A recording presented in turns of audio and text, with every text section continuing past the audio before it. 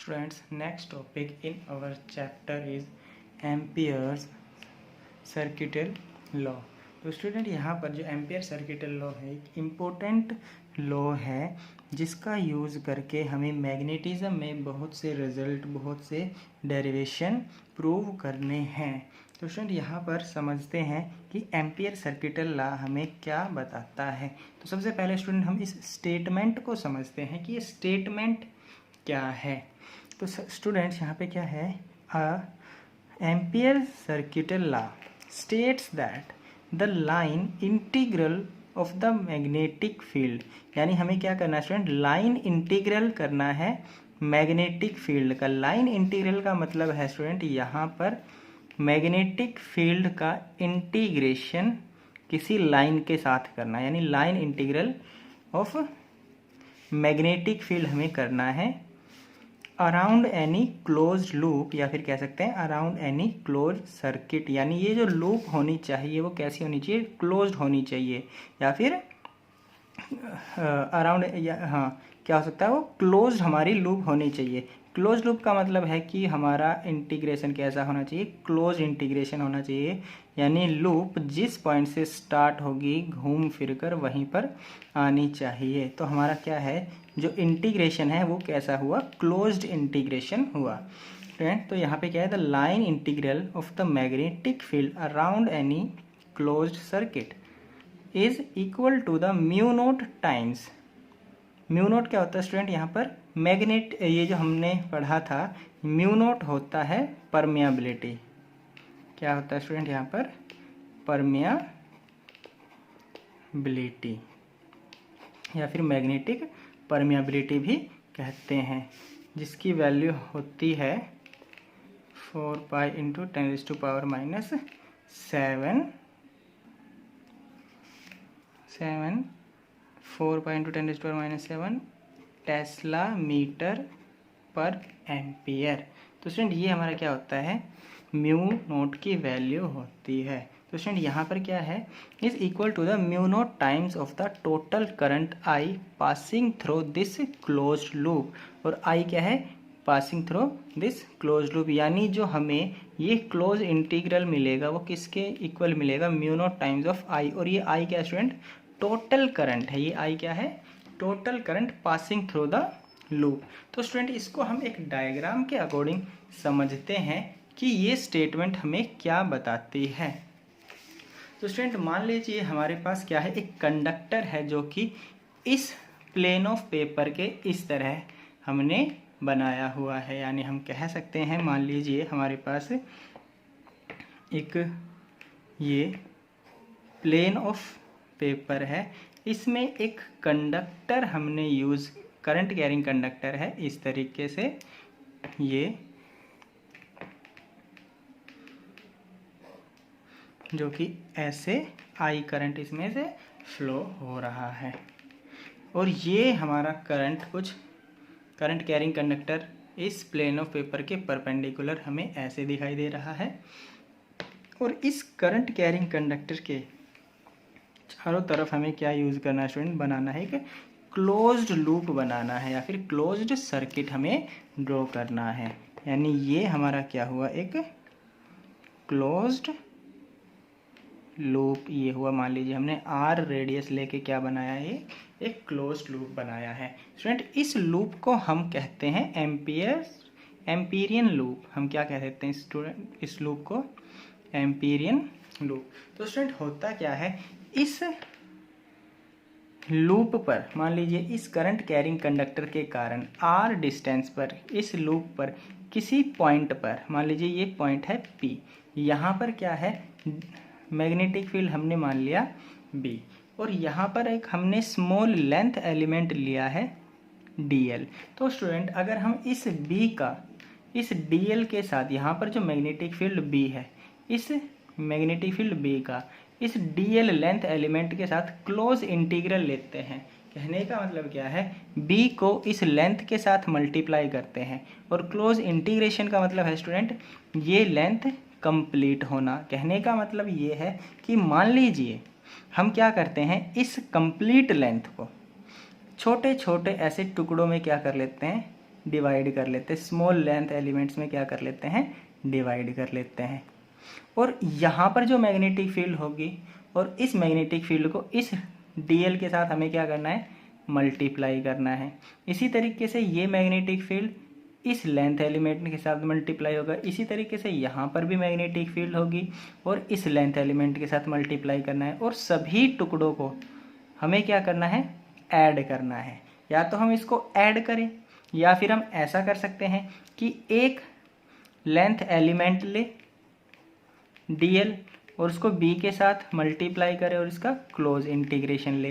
तो स्टूडेंट दोनों का मीनिंग क्या होता है, सेम होता है। यानी इस तरीके से सभी टुकड़ों को हम क्या करें, सम अप करें या फिर इंटीग्रेशन का यूज़ करें। तो स्टूडेंट जब हम इस तरीके से इसको इंटीग्रेट करेंगे क्लोज इंटीग्रल, तो ऑलवेज क्या होता है, ये mu naught times of total current आता है। और ये टोटल करंट क्या है स्टूडेंट, इस एम्पीरियन लूप के अंदर जो करंट होगा, एम्पीरियन लूप के अंदर जो करंट होगा वो हमारे यहाँ पे क्या है, टोटल करंट है। और म्यू नॉट क्या होता है ये परमियाबिलिटी। तो स्टूडेंट ये जो इंटीग्रेशन होता है close integral b dot dl, ये हमेशा क्या आता है, mu naught times of i के इक्वल आता है। तो स्टूडेंट यहाँ पर ये जो हमारी स्टेटमेंट है सिर्फ इसी रूल के बारे में हमें इंफॉर्मेशन देती है।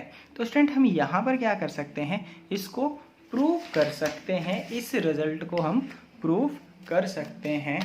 मान लीजिए हमारे पास क्या है, एक स्ट्रेट करंट कैरिंग क्या है, कंडक्टर है। मान लीजिए हमने क्या कहा, एक स्ट्रेट करंट कैरिंग कंडक्टर हमने मान लिया।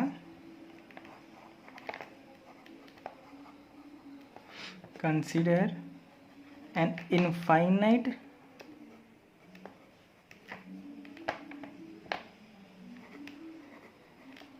long straight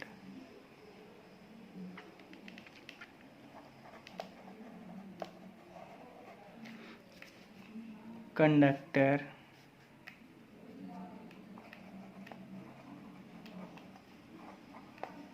carrying current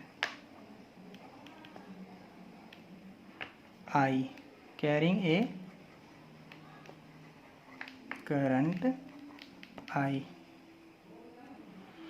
तो स्टूडेंट यहाँ पर हमने क्या कहा, एक इनफाइनाइट लेंथ का स्ट्रेट करंट कैरिंग कंडक्टर है। मान लीजिए ये हमने ड्रॉ किया है, ये प्लेन ऑफ पेपर है, इसमें करंट कैरिंग कंडक्टर हमारा इस तरीके से, ये जो करंट कैरिंग कंडक्टर है हमारा इस तरीके से है। और जो ये लूप है स्टूडेंट, हमने ये लूप कुछ इस तरीके से, यानी ये जो स्ट्रक्चर है ये लूप हमारी इससे रिप्रेजेंटेड है और ये हमारा करंट कैरिंग इनफाइनाइट लेंथ है से कंडक्टर है।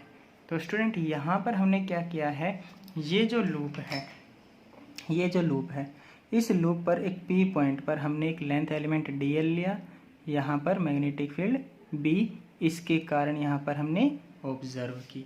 तो स्टूडेंट यहाँ पर हमें पता है जो मैग्नेटिक फील्ड होती है, मैग्नेटिक फील्ड किसी भी स्ट्रेट करंट कैरिंग कंडक्टर के कारण राइट हैंड थंब रूल से उसकी डायरेक्शन दी जाती है।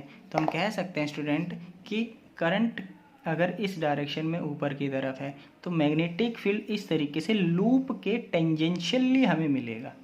लूप के टेंजेंशियली अगर करंट हमारा इस तरीके से ऊपर की तरफ है तो मैग्नेटिक फील्ड लूप के अलोंग, या फिर कह सकते हैं लूप के सरकमफेरेंस के साथ साथ ऐसे रोटेट करता हुआ डायरेक्टेड हमें दिखेगा।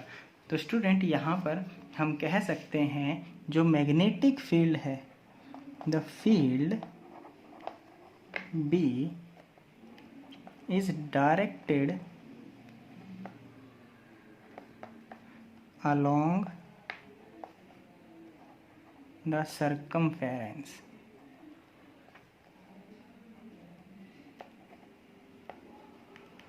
क्या स्टूडेंट, ये along the circumference of the circle है, यानी सर्कल के जो सरकमफेरेंसेस के साथ साथ है हमारी मैग्नेटिक फील्ड। यानी हम कह सकते हैं कि हर पॉइंट पर अगर ऐसा है कि मैग्नेटिक फील्ड क्या है, हर पॉइंट पर सरकमफेरेंस के अलोंग है। तो हर पॉइंट पर मैग्नेटिक फील्ड और डीएल के बीच में जो हमें एंगल मिलेगा वो क्या मिलेगा स्टूडेंट, 0 डिग्री मिलेगा। यानी जो एंगल बिटवीन, इट मीन्स हम कह सकते हैं, it means the angle between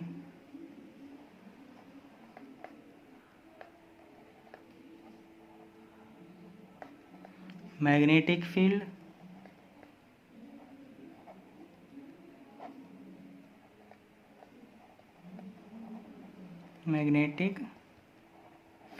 B and length element DL। तो स्टूडेंट इन दोनों के बीच में हमें जो करंट जो हमें एंगल मिलेगा वो कितना मिलेगा स्टूडेंट, 0 डिग्री मिलेगा हर पॉइंट पर। हर पॉइंट पे क्या मिलेगा, ये 0 डिग्री ही मिलने वाला है, क्योंकि DL की डायरेक्शन हमने इस DL की जो डायरेक्शन होगी वो लेंथ सरकमफेरेंस के अलोंग ही होती है, क्योंकि ये जो लेंथ एलिमेंट हमने सरकमफेरेंस पर ही चूज़ किया है। और जो ये B है वो पहले से ही हमारा राइट हैंड थंब रूल के अकॉर्डिंग कह सकते हैं कि वो अलोंग द सरकमफेरेंस है। तो स्टूडेंट हम यहाँ पर इसको प्रूव कर सकते हैं कि स्टूडेंट यहाँ पर हम कह सकते हैं जो ये जो हमारे पास फॉर्मूला है इसके लेफ्ट हैंड साइड से लेकर चलते हैं और राइट हैंड साइड के हमें क्या करना है, इसको प्रूव करना है। तो स्टूडेंट यहाँ पर हम यूज़ कर सकते हैं B.dl।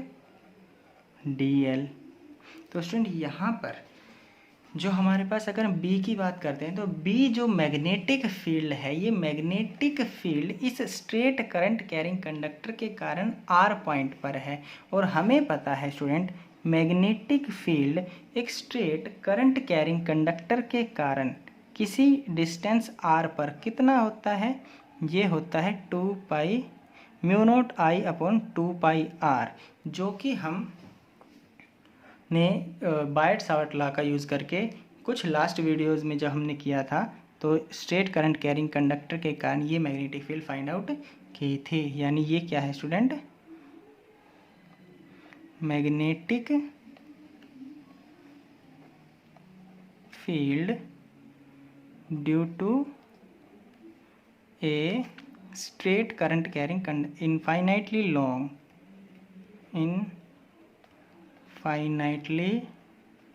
Long straight current carrying conductor,